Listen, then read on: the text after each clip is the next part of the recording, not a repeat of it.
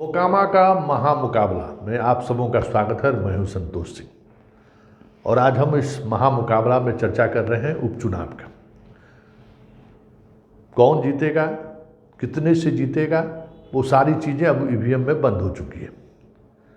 मोकामा में 2020 में 54.01% था। इसके अगेंस्ट में आज हम लोग का अनुमानित वीटीआर 53.45।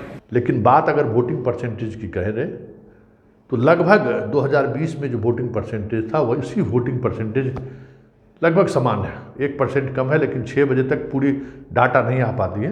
लगभग उसी तरीके का वोटिंग ट्रेंड भी रहा है देखने को।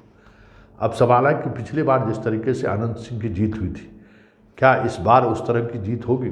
बड़ा सवाल है। इसलिए हमने कहा है कि मोकामा का महा संग्राम भी कह सकते हैं और जो भी आप शब्द, जिस शब्द से आप नवाज सकते हैं, क्योंकि बीजेपी और बीजेपी के समर्थक मानते हैं कि हम इस बार चुनाव जीत लेंगे। लेकिन जो मतदान केंद्रों पर जो स्थिति रही है, दर्जनों ऐसे मतदान केंद्र रहे हैं जहां बीजेपी के समर्थक इक्के दुक्के दिखाई दिए, वहीं आरजेडी के समर्थक दर्जनों में दिखाई दे रहे थे। बूथ मैनेजमेंट में भी अनंत सिंह के लोग भारी पड़ते हुए दिख रहे थे कई मतदान केंद्रों पर।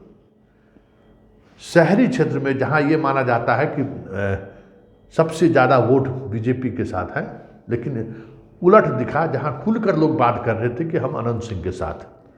घुसुवारी में थोड़ी स्थिति बदली हुई जरूर दिखी। चिराग के आने से पासवान वोट में उस तरह का पोलराइजेशन भी देखने को मिला। भूमिहार वोटों में डिवीजन हुआ, ये भी दिखा। लेकिन जिस पर सबकी नज़र थी, धानुक वोट को, जिसको कुर्मी का उपजाति कहा जाता है, वहाँ डिवीजन नहीं के बराबर रहा। यादव वोट को, जिसको लेकर लल्लू मुखिया को लेकर कुछ विवाद हुआ था, जो उनका एनटीपीसी का काम देखता है, उसके कारण जो विवाद हुआ था, तो माना यह जा रहा था कि इस बार कुछ यादव वोट में भी डेंच पड़ सकता है, मतलब सेंधमारी हो सकती है। लेकिन ऐसी कोई बात देखने को नहीं।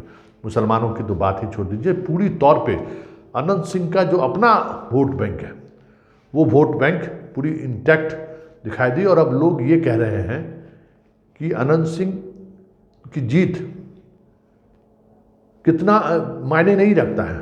मायने ये रखता है कि अनंत सिंह कितने हजार वोट से चुनाव जीतते हैं। लेकिन ये कहना थोड़ी जल्दबाजी होगी, क्योंकि कई जगह संघर्ष काफ़ी नज़दीकी भी देखने को मिला। लेकिन सबसे बड़ी बात यह है कि बीजेपी की जो अपनी रणनीति रही है, वो रणनीति कहीं दिखाई नहीं दिया।